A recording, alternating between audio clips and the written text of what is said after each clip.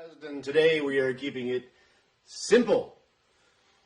Although I don't need to keep it simple because I got a little gift for myself, and I'm kind of excited, but I'm not going to use it tonight. I got a new bar set, and this is, remember 2 weeks ago I borrowed a shaker, and I liked it so much I wanted to know the name on it, and it's not on here. Crescendo, something like that. Cresimo. Cresimo is the brand that I got. It's got this clean little strainer. It's got a jigger, and it's got a little recipe book that comes with it. Whoa! We'll be diving into that. It's got some tongs and a bottle opener and a spoon and fork. I'll show you how to use this when we do it. And finally, people can stop mocking me because I have an actual muddler. Ha ha. So I'm looking forward to washing this and using this. In addition to this set, I also decided to go for broke. And not only now do I have this Boston shaker that I showed you last week that I really, really like. But I also picked up another one from the same company, Cresimo, and these are guaranteed never to leak. So who am I to argue with that? I'm looking forward to trying this as well. But we're not going to do it tonight. We're going to stick to one very simple thing, and that is Kentucky Owl Bourbon. So I had somebody call me the other day saying, hey, there's Kentucky Owl on the shelf. Should I buy it? I was like, I can't tell you. I do not know. I have not tried it yet. Normally, I won't open a bottle of bourbon unless I have a backup. You know, because if I really like it and it's really hard to find, I want to know that I've got another one, so I've got enough to try, I've got enough to share, things like that. Well, with this one, this is a very expensive bottle of bourbon compared to everything else. I mean, you can get a bottle of Bullet for $28, $30. Buffalo Trace is in the same range. And you got other ones that are more than that. But this one is $125 for this bottle. And we're going to dig into that a little bit as I start talking about this bourbon and what makes it interesting. But this one I'm going to go ahead and open. As a matter of fact, I already have opened it. I've already pulled the cork off, and I wanted it to breathe a little bit. You've heard of the neck pour and all that, and $125 bottle of bourbon. I wanted to get past any possible neck pour by going ahead and opening it. I haven't poured anything yet. I still have an empty glass, and I'm going to go ahead and take care of that now because let's go ahead and get it started. And it's got to sit for a couple of minutes. So while it's sitting, we'll talk about it. That was a big pour. That's a $125 bottle of booze, and that was a big pour. I want this one to last a while if I like it. You know, we're going to set it out here so you can continue to see it. There. Set it up a little bit. I'm using a different lens tonight. I'm using a 35 millimeter lens instead of a 50 because I want to be able to bring it all in a little bit. Compact my space. But so, is it worth $125? Well, let's give you the history. Kentucky Owl first started back in 1879 by Charles Mortimer Dedman, CM. And he always went by CM.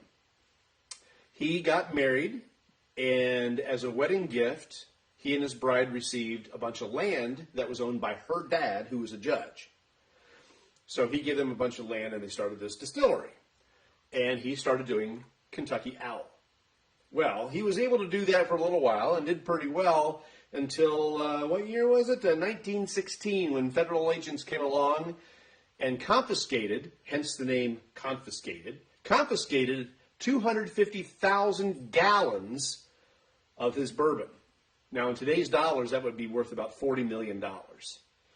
And what they didn't, I know there's all sorts of reels and so on of people taking an axe, federal agents taking an axe to bourbon barrels and things like that. That normally happened when they found them in speakeasies.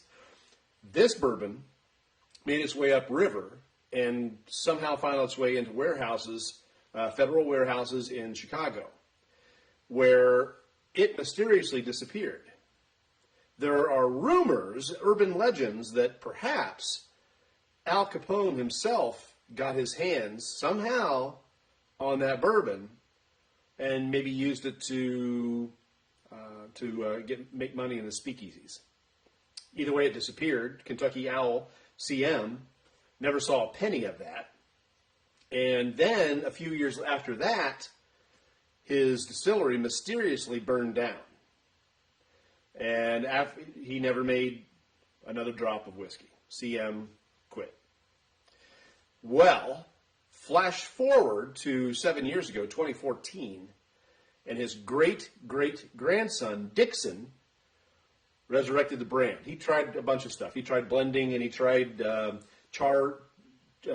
charring. Like he'd char a barrel and age it for a while, and then char another one. And he did a bunch of stuff. He did it for about 6 years. And then finally came up with a bourbon he was proud of.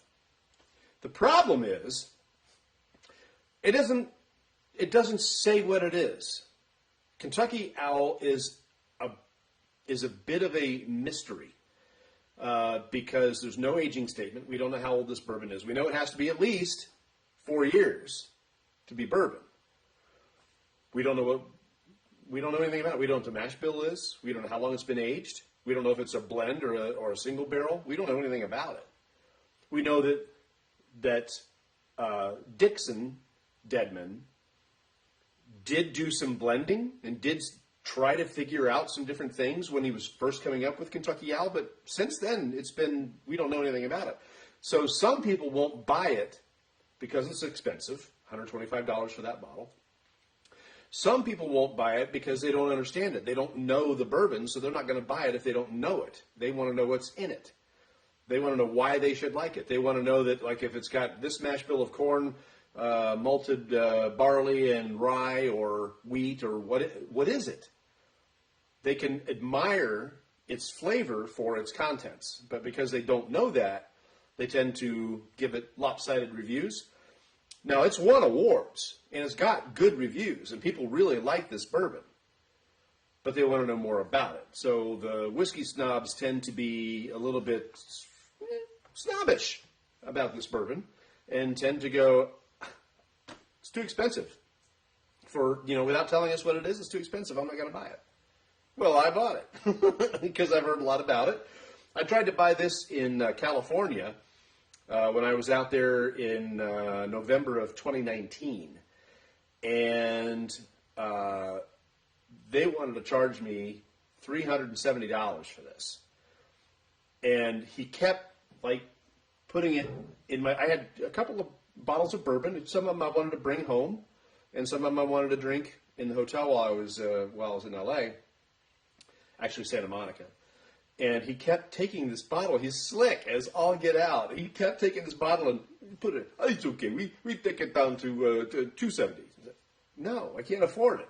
Hey, well, it's okay. It's okay. We take it down to $225. And then he put it in my stuff, like, you're buying it. It's like, no, I'm not buying it. Oh, it's okay. It's okay. 200, 200. No. So I didn't buy it. And, he was good. I really enjoyed him. He was really, really good. So, my fake accent, I'm not trying to, disparage anybody because I really enjoyed him. He was funny and a great salesperson. And I loved his character. Just a really neat guy.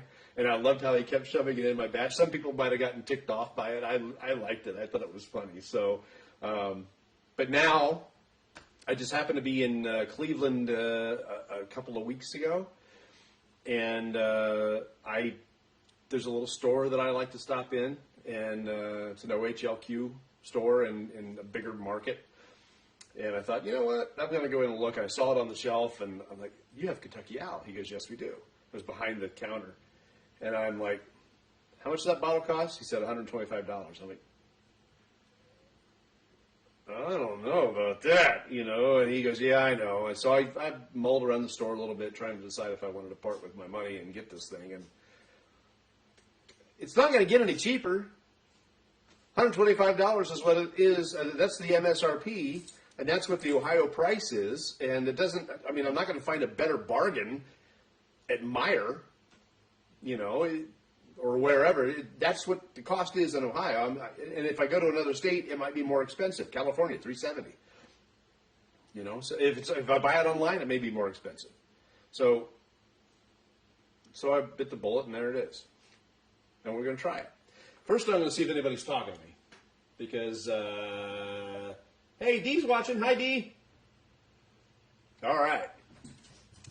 And I think my garage door just opened. How inconvenient. I think my son, the technical advisor, is home.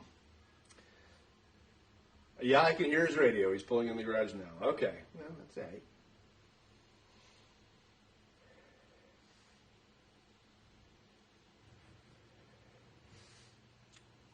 Should I wait till he comes in the door? He's supposed to be at work. I don't know why they let him off early, so that's kind of odd. What do I do? I'm in limbo. I'll sniff it some more. 3, 2, 1. Bourbcast. Let's see that. Okay, so we're sniffing. Okay, I'm detecting a really nice oak. The ethanol is not pushing my nose away. It's not like really getting at me. So I read some notes, and what I'm getting off of this is different than the notes that I read. I'm catching some cherry on it. Definitely some cinnamon, some spice. But I'm catching cherry. That's interesting. It makes me wonder if it might have been aged in some sort of a cask, you know. I don't know. It doesn't say. Might have been in a cherry wood barrel or something. I don't know. So I'm not sensing anything sweet. There's nothing sweet about the nose. There's no vanilla. There's no caramel. Nothing like that. It's definitely. So the notes that I found. Tell you what. Let's. Now we'll wait till we taste. But one of the note was that I should be able to taste or smell caramel, and I don't. Oh, I guess if I try to convince myself, then yeah, it might be there, like a darker caramel. If you think about it. Bourbcast. Audio advice. You're underage. Shh, shh. All right. Yeah, I'm catching cherry for sure, and cinnamon, and like darker spices and things like that. So let's what? He's tapping the pickle jar. I'm not doing pickles. I know it's still March, but we're not doing anything Irish anymore because they had their chance. Okay, here we go.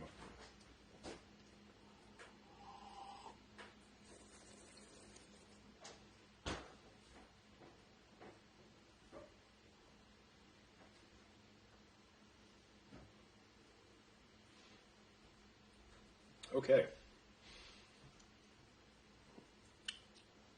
All right. That's got a lot going on. I can see why people like it. The taste, the palate is completely different than the nose.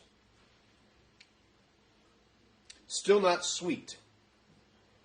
However, I did catch a little bit of vanilla on there. Boy, there's some really interesting flavors in here. Now I really want to know what the mash bill. Now I know why people are pissy about this particular bottle of bourbon, because they want to know why it tastes like this.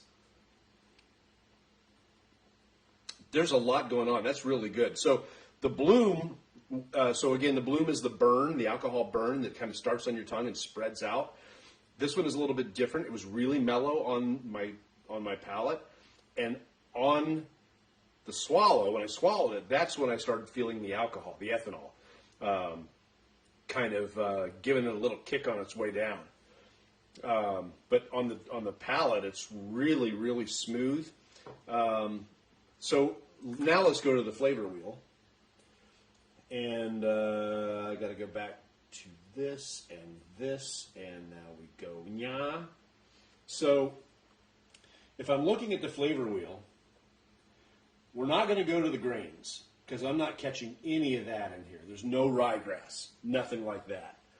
I don't find myself wanting to be in the sweet aromatics either, although there was some hint of vanilla in there, but I'm not catching the sweetness. I'm not catching the butterscotch or the honey or anything like that. I'd say it's more likely for me to head over towards the spice, where I did catch some cinnamon. I'm going to give it another try and see if I can catch some of that pepper or something like that. Mm-mm.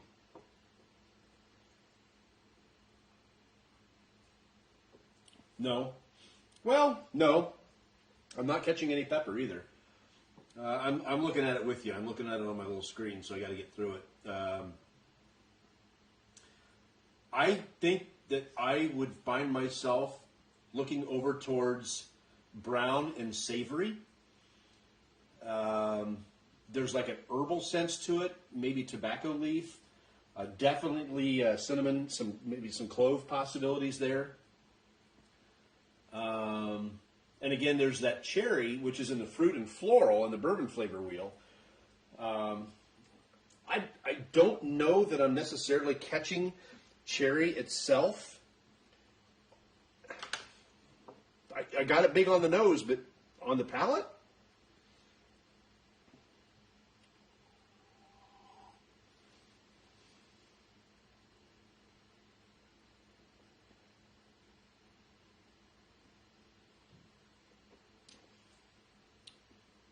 Not so much.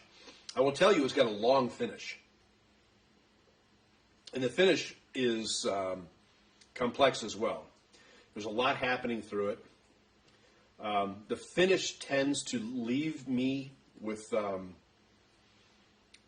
sweeter profile than either the nose or the palate.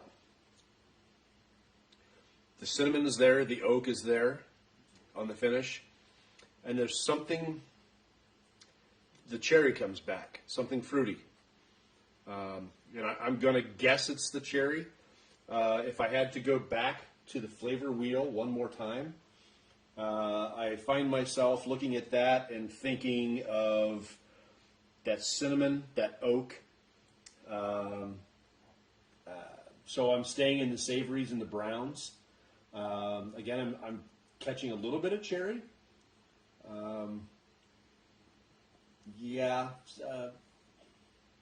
I'm looking back in the sweets, trying to see if the chocolate or anything in there, maple syrup or any of that, kind of conjures anything for me, but it really doesn't. It really doesn't do it. The finish is bringing me cinnamon and oak and cherry for me. So it all depends on my friend contacted me and said, should I buy this? I don't know. And now I think if I was to answer that question, I'd say, yes, buy it. Because it's good. It does have a little bit higher proof. This one is 96.4. It's not super high, but it's not far under bottle and bond. So, but it's quite good. Now, while I'm not making any mixed drinks tonight, that doesn't mean I'm not going to give it its due diligence. We are going to put it on ice.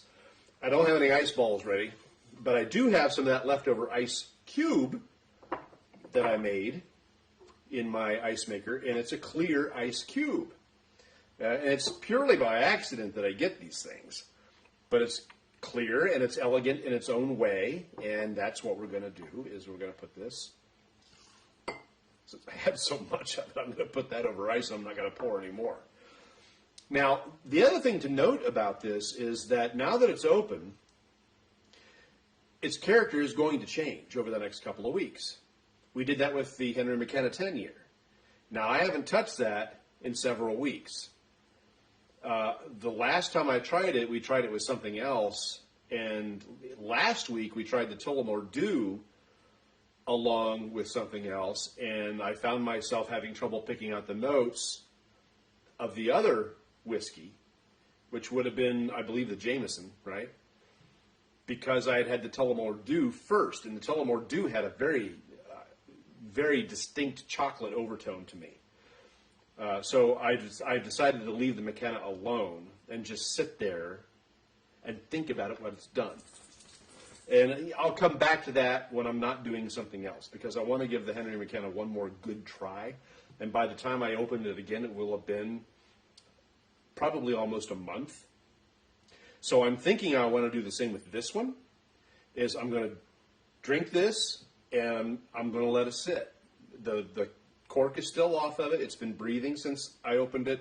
Before we started, I probably opened it around 7:15 or something tonight. So it hadn't been open real long. But I was even thinking that I might pour it out into like a big glass something and then pour it back in so it's had the chance to aerate all the way through. I was going to do that. I don't think I'm going to do that now. I want it to stand on its own just the way it is. So it's open now. I'll close it up after the Bourbcast is over, and that's the way it'll sit for a couple of weeks, and then we'll come back to it because I want to try it after it's set. So here it is on ice, an elegant clear ice cube.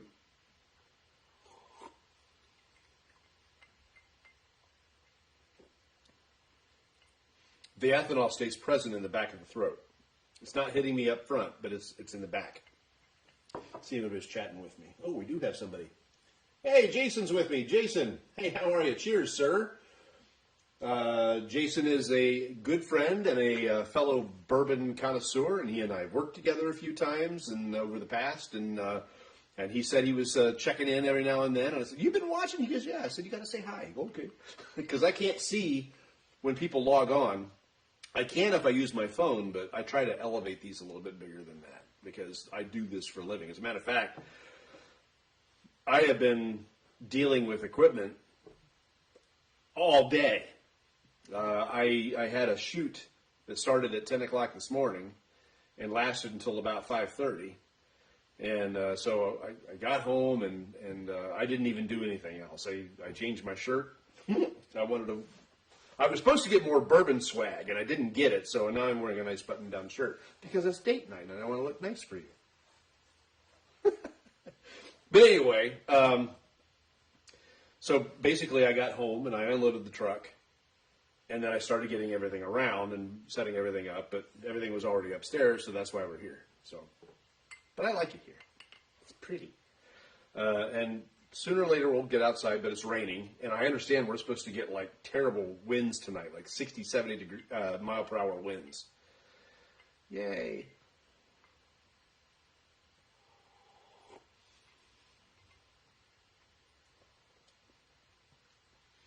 Okay, so on ice after it's set for a while, one of the flavor profiles that I read said that I might be able to get like tobacco leaf. On ice, I'm catching that. Now, that may sound unappetizing to some people, but to me, it's just a way to describe it. It's not like you're drinking tobacco leaves, but it is an interesting flavor profile. And tobacco leaves have a sweetness to them, believe it or not.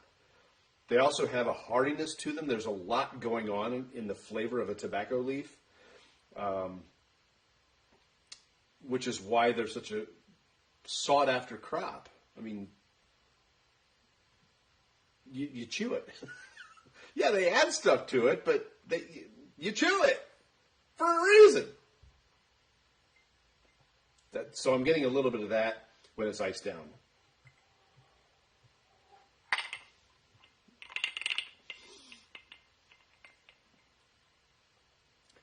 Iced down, I'm getting some sweetness to it as well. Still catching that cherry. which is nice. And it didn't come up in any other flavor profile that I looked on. Is that cherry? I'm catching just a hint on ice. That oak is still there. That oak is really nice. Cinnamon just a little bit, maybe some clove, but yeah, I can tell you, I can recommend Kentucky Owl, even though they're secretive about what's in it and what this bottle is all about. But it's $125, and people are buying it at $125, and they're liking it, and I like it, and I can't tell you that when I'm done with this bottle, I won't buy another one, because I will. I might even buy two, so I have one to share. That doesn't mean I'm going to share it with you. I just say it's there to share, but actually what I'm going to do is I'm going to set it on my bar, and I'm going to brag. That's what I'm going to do. Carrying and sharing, yeah, whatever. It's $125 a bottle. Hey, Tom, how's it going, buddy? You don't even drink whiskey, do you, Tom? You're a beer man, aren't you? And an iced tea, or just a tea man? And soda pop? But, yeah, so this is going to be probably shorter because we're not making a drink or anything like that, but I can tell you that Kentucky Owl is worth the hype. It's complex. It doesn't taste like anything else I've ever tried. And that's a big statement, because a lot of bourbons have a lot in common. And you get into them, and they taste so similar, and it's so hard to differentiate them. And I know a lot of people are doing like these blind taste tests. My palate's not that refined yet. I'm working on it. But, you know, they'll do like 4 different drinks in one night, and they'll be able to say, this one won. I'm not convinced that I would be able to do that. I can try one, and it won't influence the others. Now, maybe if I go to one of these tastings one time when they do that, they'll teach me how to do it properly, and I won't let one bourbon influence another. But right now, I'm still just an amateur doing the best I can to carve my place in this world. That's a little bit melodramatic, isn't it? But this is good, and it's not like anything I've ever tried before. Oh, I got a text. Twice. It's not like anything I've ever tried before. This has got a very unique flavor profile. And that's one of the things that I treasure in a bourbon is it different? And this one is different. Kentucky. Mute. Kentucky Owl is different. And because of that, I can recommend it. And yes, it's expensive. So save up your money if you need to. But this is available in all 50 states. You will find this on the shelf at a lot of liquor stores. I don't know. I mean, it may not be at this one, but it may be at this one. So check ohlq.com and see who's got inventory of Kentucky Owl Confiscated. There are many other Kentucky Owl products. This is the only one that's available in all 50 states. There are others that are much, much harder to find. They're much more allocated. And they've got different numbers on them, like this number rye, this number rye, this number rye. And there's other ones, not just ryes. I think, it seems like a dozen of them. Go to their website. They'll have a list of all the different products that they have as Kentucky Owl. But this is one I'll buy again. I like it. It's unique, like Angel's Envy is unique, and like Legent is unique, and like a lot of other. And I'm naming those, and those are some that are done in casks, like wine casks and sherry casks. So I tend to believe that this one may be done the same way. That it's maybe a sherry cask or a wine cask or a Cabernet cask or something, but they don't tell you, so I do not know. But it's good. And if you got $125 and you want to spend it, this is not a bad thing to spend it on. I look forward to finding out how this reaches its full expression over the next couple of weeks and over the next month as I play with this particular bottle and just see what it does. So what I may do is on Thursdays, I'll stick with the Bourbcast the way that you've come to know them. And then I may do a supplemental sometime in the week where I try these, like this one and the Henry McKenna, outside of the Bourbcast, just because I don't want to taint my palate with this or that. What I'm trying to try something new and maybe make a mixed drink, a cocktail, something like that. So, so just let me know if you'd like to see a supplemental sometime during the week. Let me know what you want me to try. I do ask you to share these Bourbcasts, tell people about it. Of course, we're on Facebook here where you are now, but we're also on Instagram, and we have our own blog at beautifulbourbon.com. We're not on Twitter because Twitter sucks, and I have no desire to do anything with that. We're not on any other platform either, just Facebook, Instagram, and the website. I'll be posting. Oh, I forgot to put the photo. I got to show you the photo. I didn't show you the photo. I'm so happy with the photo that I want to show it to you, and I actually created. There we go. So I put that out there on the Instagram page, and got a lot of great comments on it. It's a vertical photo. Sorry, you know how I am about my video. It has to fill the frame, but I did it vertically because the bottle is vertical, the tree is, vertical. It fits. So we did it that way. But I've now got 3 different bourbon distilleries that have contacted me and asked me to use their photo. So maybe I get lucky and Kentucky Owl will do the same. Who knows? So thank you for watching. That's all I've got. We tried it here, and it was delicious. And we tried it here on ice, and it was delicious. And I'm going to recommend that if you've got an extra $125, that you buy it and try it out for yourself. It was good. I like it. It's unique. There's nothing else like it out there that I've tried so far. I will keep going. I will keep trying new things. Maybe there will be something down the road that will be very similar, and I'll be able to tell you, I think this is a wheated bourbon, or I think this is in a cask that's shared with something else like sherry, or I think this is a high rye, which I do not think this is a high rye. I don't think it's a high rye. I don't know if the barley in it is malted or not malted. I have no idea what's going on with this bottle, and nobody else does either, which is frustrating to some, not to me, because I don't care. I just want to drink it. And that's what I did. I'm going to drink more before tonight. I'm going to get off of here, and I'm going to have another one, because that's what we do. Thank you again for watching, and thank you in advance for sharing it. So please do that, and maybe I'll do a supplemental over the weekend. Otherwise, if we don't, we'll see you next Thursday, and I look forward to it. Hope you do too. Share this. Share.